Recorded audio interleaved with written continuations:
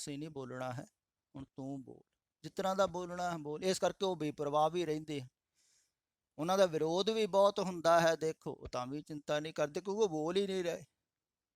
ਉਹ ਕਹਿੰਦੇ ਸਾਡੇ ਬੋਲ ਹੀ ਨਹੀਂ, ਹਉ ਆਪੋ ਹੂੰ ਬੋਲ ਨਾ ਜਾਣਦਾ, ਅਸੀਂ ਜਾਣਦੇ ਹੀ ਕੁਛ ਨਹੀਂ, ਬੋਲਣ ਵਾਲਾ ਕੋਈ ਹੋਰ ਹੈ। ਕੋਈ ਵਿਰੋਧ ਕਰੇ ਨਾ ਕਰੇ ਉਹਨਾਂ ਨੂੰ ਕੋਈ ਚਿੰਤਾ ਨਹੀਂ, ਨਿਸ਼ਚਿੰਤ ਹੁੰਦੇ। ਤੇ ਉਹਨਾਂ ਦੇ ਬੋਲਣਾ ਵਾਸਤਵਿਕ ਦੇ ਵਿੱਚ ਉਹਨਾਂ ਦੁਆਰਾ ਆਏ ਹਨ, ਪਰ ਆਏ ਧੁਰੋਂ ਹੀ ਹਨ।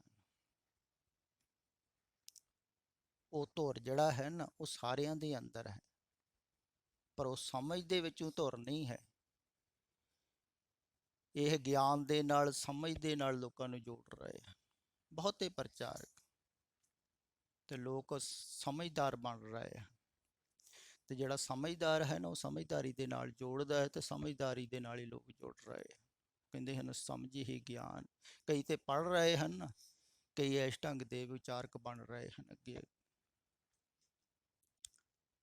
ਤੋਂ ਬਹੁਤ ਜ਼ਿਆਦਾ ਬਹਿਸ ਵੀ ਕਰਦੇ ਹਨ ਇੱਕ ਦੂਸਰੇ ਨਾਲ, ਵਿਚਾਰ ਵੀ ਕਰਦੇ ਹਨ, ਤਰਕ ਵੀ ਕਰਦੇ ਹਨ, ਪਰ ਬੌਧਿਕ ਤਲ ਤੇ ਬੁੱਧੀ ਤੋਂ ਪਾਰ ਨੇ।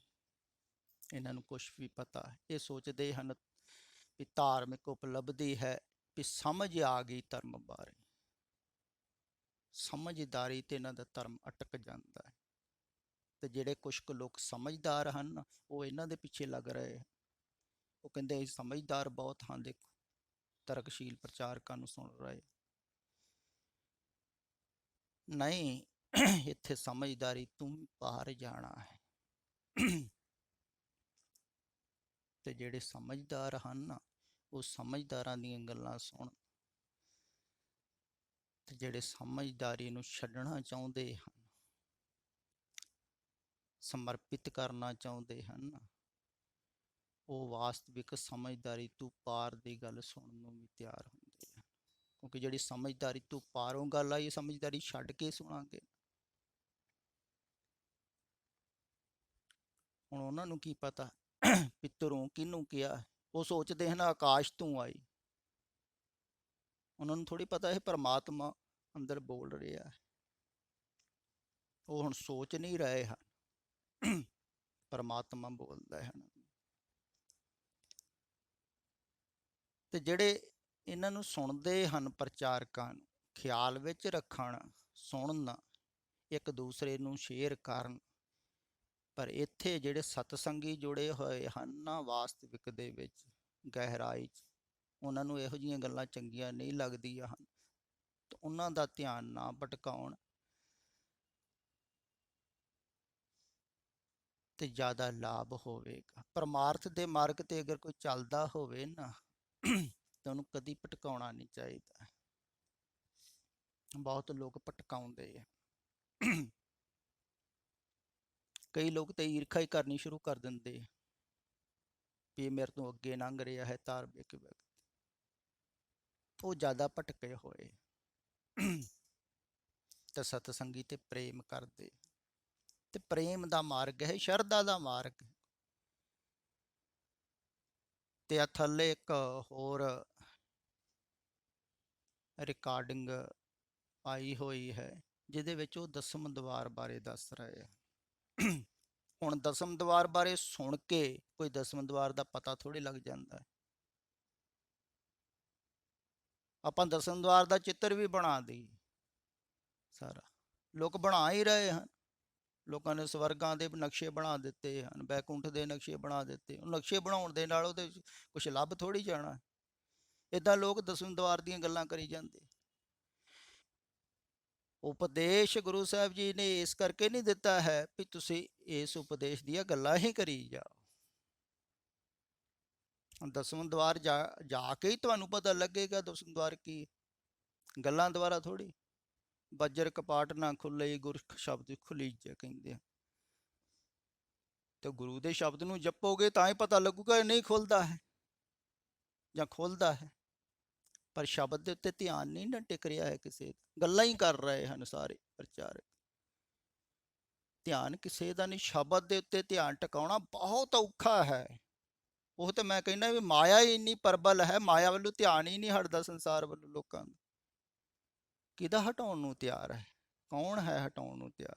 ਕਹਿੰਦੇ ਆ ਨਾ, ਇੱਕ ਫਕੀਰ ਕੋਈ ਨਗਰ ਦੇ ਵਿੱਚ ਆਇਆ ਤੇ ਕਿਸੇ ਨੇ ਆਣ ਕੇ ਕਿਹਾ ਵੀ ਤੁਸੀਂ ਇੰਨਾ ਪ੍ਰਚਾਰ ਕਰਦੇ ਜੇ, ਇੰਨਾ ਉਪਦੇਸ਼ ਦਿੰਦੇ ਜੀ, ਤੇ ਜਿਹਨੂੰ ਤੁਸੀਂ ਵਾਰ-ਵਾਰ ਕਹਿੰਦੇ ਵੀ ਮੈਂ ਮੁਕਤੀ ਦਾ ਰਸਤਾ, ਪਰਮਾਤਮਾ, ਤੁਸੀਂ ਪਰਮਾਤਮਾ ਉਦੋਂ ਹੀ ਕਿਉਂ ਨਹੀਂ ਦੇ ਦਿੰਦੇ? ਉਦਾਂ ਹੀ ਦੇ ਦਿਓ ਨਾ ਮੁਕਤੀ। ਉਹ ਕਹਿੰਦਾ ਮੁਕਤ ਹੋਣਾ ਕੋਈ ਚਾਹਵੇ ਤੇ ਤਾਂ ਦੇ। ਉਹ ਕਹਿੰਦਾ ਸਾਰੇ ਹੀ ਹੋਣਾ ਚਾਹੁੰਦੇ ਹਨ, ਸੰਸਾਰ ਦੇ ਵਿੱਚ ਸਾਰੇ ਉਲਝੇ ਹੋਏ ਦੁਖੀ ਹਨ ਨਾ ਲੋਕ, ਤੇ ਮੁਕਤ ਤੇ ਹੋਣਾ ਚਾਹੁੰਦੇ ਹੀ ਹੋਣਗੇ। ਉਹ ਕਹਿੰਦਾ ਤੂੰ ਏਦਾਂ ਕਰ ਵੀ ਆ ਕਾਗਜ਼ ਪੈਨ ਲੈ ਜਾ, ਸਾਰਿਆਂ ਕੋ ਨਾ ਲਿਖਾ ਕੇ ਲਿਆ, ਪੁੱਛ ਕੇ ਆ ਵੀ ਕੀ ਚਾਹੀਦਾ ਹੈ, ਜਿਹੜਾ ਮੁਕਤੀ ਚਾਹੋ ਆਪਾਂ ਮੁਕਤੀ ਦੇ ਦਾਂ। ਉਹ ਕਾਪੀ ਪੈਨਸਿਲ ਲੈ ਕੇ ਕਹਿੰਦੇ ਗਿਆ, ਬਹੁਤ ਵੱਡਾ ਨਗਰ ਸੀ, ਸ਼ਾਮ ਤੱਕ ਆਇਆ ਸਾਰੀ ਲਿਸਟ ਲੈ ਕੇ। ਤਾਂ ਫਕੀਰ ਕਹਿੰਦਾ ਪੜ੍ਹ ਕੇ ਸੁਣਾ। ਜੋ ਪੜ੍ਹ ਕੇ ਸੁਣਾਈ ਤਾਂ ਮੁਕਤੀ ਕਿਸੇ ਨੇ ਨਹੀਂ ਮੰਗੀ। ਕਿਸੇ ਨੂੰ ਦੁੱਧ ਚਾਹੀਦਾ, ਕਿਸੇ ਨੂੰ ਪੁੱਤ ਚਾਹੀਦਾ, ਕਿਸੇ ਨੂੰ ਕੋਈ ਮੁਸੀਬਤ, ਕਿਸੇ ਨੂੰ ਕੋਈ ਸਮੱਸਿਆ, ਬਸ ਉਹ ਸਮੱਸਿਆਵਾਂ ਲਿਖੀਆਂ ਹੋਈਆਂ। ਉਹ ਫਕੀਰ ਕਹਿੰਦਾ ਮੁਕਤੀ ਤਾਂ ਕਿਸੇ ਨੂੰ ਵੀ ਨਹੀਂ ਚਾਹੀਦੀ। ਸੰਸਾਰ ਤੋਂ ਮੁਕਤ ਹੋਣਾ ਲੋਕ ਉੱਪਰ ਉੱਪਰੋਂ ਚਾਹੁੰਦੇ ਹਨ, ਅੰਦਰੋਂ ਅੰਦਰੋਂ ਗਹਿਰਾਈ ਦੇ ਵਿੱਚੋਂ ਸੰਸਾਰ ਨੂੰ ਚਾਹੁੰਦੇ। ਮੁਕਤ ਹੋਣ ਦਾ ਭਾਵ ਹੁੰਦਾ ਸੰਸਾਰ ਤੋਂ ਮੁਕਤ ਹੋਣ, ਪਰ ਗੱਲਾਂ ਹੀ ਕਰ ਰਹੇ ਹਨ ਲੋਕ। ਚਾਹਤ ਸੰਸਾਰ ਦੀ ਹੈ, ਸਾਰਿਆਂ ਦੀ, ਪ੍ਰਚਾਰਕ ਵੀ ਵਿੱਚ ਹੀ ਹੈ। ਚਾਹਤ ਸੰਸਾਰ ਦੀ ਹੈ, ਸੰਸਾਰ ਵੱਲੋਂ ਧਿਆਨ ਹਟਾਉਣਾ ਬਹੁਤ ਕਠਿਨ ਹੈ। ਇਹੋ ਹੀ ਮਾਇਆ ਹੈ। ਇਹ ਮਾਇਆ ਜਿਤ ਹਰ ਵਿਸਰੈ, ਮੋਹ ਉਪਜੈ ਪਾਉ ਦੂਜਾ ਲਾਇਆ। ਦੇਖੋ ਐਡੀ ਛੇਤੀ ਖਿਆਲ ਹਟਣ ਵਾਲੇ ਨਹੀਂ ਹਨ। ਐਡੀ ਛੇਤੀ ਹਟਣ ਵਾਲੇ ਹੁੰਦੇ ਤੇ ਰਿਸ਼ੀ ਮੁਨੀ ਕਿੰਨੇ ਕਿੰਨੇ ਸਾਲ ਜਾ ਕੇ ਜੰਗਲਾਂ 'ਚ ਬੈਠੇ ਰਹੇ ਹਨ। ਬਹੁਤ ਕੋਸ਼ਿਸ਼ ਕੀਤੀ ਹੋਵੇਗੀ ਉਹਨਾਂ ਨੇ, ਜਿਵੇਂ ਇੱਥੇ ਜੋਗੀ ਬੈਠੇ ਸਨ ਨਾਨਕ ਮਤ, ਬਜ਼ੁਰਗ ਹੋ ਗਏ ਸਨ, ਬਹੁਤ ਲੰਬੀ ਕਹਿੰਦੇ ਉਹਨਾਂ ਦੀ ਆਰਜਾ, ਕਿੰਨਾ ਧਿਆਨ ਨਾਲ ਟਿਕਾਇਆ ਹੋਵੇਗਾ। ਸੰਸਾਰ ਫਿਰ ਵੀ ਨਹੀਂ ਛੁੱਟਦਾ ਹੈ, ਕੋਈ ਸਖਾਲਾ ਥੋੜੀ ਹੈ ਧਿਆਨ ਹਟਾਉਣ। ਇਹ ਤੇ ਗੁਰੂ ਦੀ ਅਪਾਰ ਕਿਰਪਾ ਹੋਵੇ, ਬਖਸ਼ਿਸ਼ ਹੋਵੇ। ਇਸੇ ਕਰਕੇ ਗੁਰ ਪ੍ਰਸਾਦ ਦੀ ਵਾਰ-ਵਾਰ ਗੱਲ ਕੀਤੀ ਹੈ ਗੁਰੂ ਸਾਹਿਬ ਜੀ। ਗੁਰ ਪ੍ਰਸਾਦੀ ਜੀ ਨਹੀਂ ਆਪ ਤਜਿਆ, ਕਹਿੰਦੇ ਗੁਰੂ ਦੀ ਕਿਰਪਾ ਦੁਆਰਾ ਹੀ ਆਪਣੇ ਆਪ ਆਪਣੇ ਆਪ ਹੁਣ ਛੱਡੋਗੇ ਕਿਵੇਂ ਤੁਸੀਂ? ਆਪਣੀ ਮੱਤ ਹੀ ਨਹੀਂ ਛੱਡ ਹੁੰਦੀ, ਕਿਹਦੇ ਦੁਆਰਾ ਛੱਡੋਗੇ ਮੱਤ? ਆਪਣੀ ਆਪਣੇ ਦੁਆਰਾ ਥੋੜੀ ਛੱਡ ਹੁੰਦੀ। ਮੱਤ ਦੇ ਵਿੱਚ ਹੀ ਤੇ ਫਸੇ ਹੋਏ ਹਨ ਸਾਰੇ, ਆਪਣੀ ਮੱਤ ਦੁਆਰਾ ਚੱਲ ਰਹੇ ਹਨ। ਉਹਨਾਂ ਨੂੰ ਤਾਂ ਮਨਮੁਖ ਕਿਹਾ ਹੈ, ਤੇ ਅਰਥ ਵੀ ਆਪਣੀ ਮੱਤ ਦੁਆਰਾ ਹੀ ਹੋ ਰਹੇ ਹਨ। ਉਹ ਧੁਰ ਦੇ ਅਰਥ ਵੀ ਦਿਮਾਗ ਹੀ ਕਰ ਰਹੇ। ਤੇ ਆਪਣੀ ਮੱਤ ਛੱਡਣੀ ਬਹੁਤ ਔਖੀ ਹੈ, ਬਹੁਤ ਕਠਿਨ ਹੈ। ਸੰਸਾਰ ਛੱਡਣਾ ਤੇ ਬਾਅਦ ਦੀ ਗੱਲ ਹੈ, ਮੱਤ ਛੱਡਣੀ ਬਹੁਤ ਔਖੀ। ਆਪਣੀ ਸਮਝਦਾਰੀ, ਆਪਾਂ ਕਹਿੰਦੇ ਆਪਾਂ ਜਾਣਦੇ ਹੀ, ਇੰਨੇ ਪ੍ਰਚਾਰਕਾਂ ਨੂੰ ਸੁਣਿਆ, ਇੰਨਾ ਗਿਆਨ, ਇੰਨੀ ਸਮਝ, ਮੈਨੂੰ ਕੀ ਨਹੀਂ ਪਤਾ। ਉਹ ਸਮਝਦਾਰੀ ਦੇ ਵਿੱਚ ਹੀ ਫਸ ਜਾਂਦੇ। ਤੇ ਦਸਮ ਦੁਆਰ ਦੀਆਂ ਗੱਲਾਂ ਸੁਣ ਕੇ ਥੋੜੀ ਕੁਝ ਹੋਣਾ। ਦਸਮ ਦੁਆਰ ਉਹ ਪਹੁੰਚਦਾ ਹੈ, ਪਹਿਲਾਂ ਤੇ ਆ ਬਾਹਰਲੇ ਦੁਆਰ ਛੁੱਟਦੇ ਹਨ ਜਿਹੜੇ ਸੰਸਾਰ ਦੇ ਹਨ। ਪਹਿਲਾਂ ਤੇ ਇਹ ਛੱਡੋ, ਫਿਰ ਇਹ ਦਰਵਾਜ਼ੇ ਜਿਹੜੇ ਬਾਹਰ ਦੇ ਹਨ ਇਹ ਛੁੱਟੇ, ਤੇ ਫਿਰ ਆ ਜਿਹੜੇ ਤੁਹਾਡੇ ਸੂਖਸ਼ਮ ਹਨ ਦੁਆਰ, ਅੱਖਾਂ, ਅੱਖਾਂ ਵਾਸ਼ਨਾ ਪੈਦਾ ਹੋ ਰਹੀ ਦੇਖਣ ਦੀ, ਕੰਨਾਂ ਦੁਆਰਾ, ਜੀਭ ਦੁਆਰਾ, ਇਹ ਵੀ ਦੁਆਰ ਹਨ ਕਿਉਂਕਿ ਇਹ ਬਾਹਰ ਨੂੰ ਖੁੱਲ ਰਹੇ ਹਨ। ਫਿਰ ਇਹਨਾਂ ਨੂੰ ਛੱਡੋ, ਫਿਰ ਅੰਦਰ ਨੂੰ ਜਾਓ ਦਸਵੇਂ ਦੁਆਰ ਵੱਲ। ਤੇ ਬਾਹਰੋਂ ਤੇ ਧਿਆਨ ਕੋਈ ਹਟਾਉਣ ਨੂੰ ਤਿਆਰ ਹੀ ਨਹੀਂ। ਪੁੱਛਦੇ ਹਨ ਦਸਵੇਂ ਦੁਆਰ ਦੀਆਂ ਗੱਲਾਂ, ਕੋਈ ਅਨਹਦ ਦੀਆਂ ਗੱਲਾਂ ਪੁੱਛਣ ਲੱਗ ਜਾਂਦਾ, ਕੋਈ ਸੁਣ ਦੀਆਂ ਪੁੱਛਣ ਲੱਗ ਜਾਂਦਾ। ਪੁੱਛਿਆ ਦੱਸਿਆ ਥੋੜੀ ਕੁਝ ਹੋਣਾ ਹੈ, ਇਹ ਸਮਝ ਵਿੱਚ ਆ ਜਾਵੇ। ਹਾਂ, ਜਿਹੜੇ ਜਾਣਦੇ ਹਨ ਉਹ ਕਹੀ ਜਾਂਦੇ ਹਨ, ਇਸ ਕਰਕੇ ਇਸ ਆਸਾ ਦੇ ਵਿੱਚ ਸ਼ਾਇਦ ਕੋਈ ਸੁਣਨ ਵਾਲਾ ਹੋ, ਸ਼ਾਇਦ ਕਿਸੇ ਨੂੰ ਸਮਝ ਵਿੱਚ ਆ ਜਾਵੇ। ਇੱਕ ਨੂੰ ਵੀ ਸਮਝ ਵਿੱਚ ਆ ਜਾਵੇ ਨਾ, ਉਹਨਾਂ ਨੂੰ ਬਹੁਤ ਜ਼ਿਆਦਾ ਖੁਸ਼ੀ ਹੁੰਦੀ। ਇੱਕ ਵੀ ਸਰੋਤਾ ਨਹੀਂ ਮਿਲਦਾ ਹੈ, ਖਿਆਲ ਵਿੱਚ ਰੱਖਣਾ ਇਸ ਗਹਿਰੀ ਖੋਜ ਦੇ ਵਿੱਚ।